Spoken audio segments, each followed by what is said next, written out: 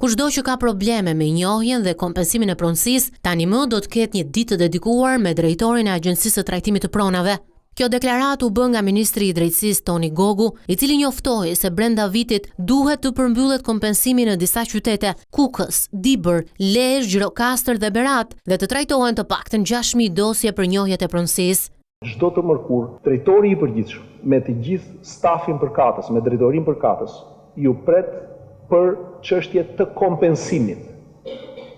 Çdo të mërkur. Sot, ndërsa ne flasim, po ndodh kjo gjë, dhe çdo të enjte për njohjet e pronësisë. Janë ekzekutuar 968 vendime me një vlerë prej 9.1 miliard lek dhe ndërkohë 490 dosje për njohjen e pronësisë. Prioritare, tha ministri, janë boshllëqet e krijuara nga procesi i vettingut, ndërsa nxiti drejtsinë e posaçme të vazhdojë luftën kundër korrupsionit dhe krimit të organizuar. Vakancat në sistem duhet të mbushen një orë më parë. Shkolla e magjistraturës nuk bën dot magjistrat brenda natës. Lufta kundër korrupsionit të fuqizohet edhe më tej.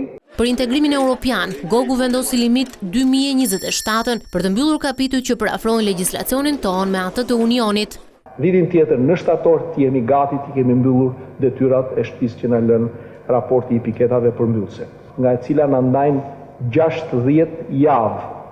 Kemi një kronometër dhe kronometri që Ministria e Drejtësisë ka nuk është vetëm kronometri i Komisionit Evropian, është kronometri i qytetarit shqiptar. Me vëmendje të veçantë, Ministria e Drejtësisë po shikon për zgjedhjen e këshillave atij gjyqësor dhe të prokurorisë, pa lënë jashtë edhe prokurorin e përgjithshëm, për secilin Gogu zotua se politika do t'i mbajë duart larg.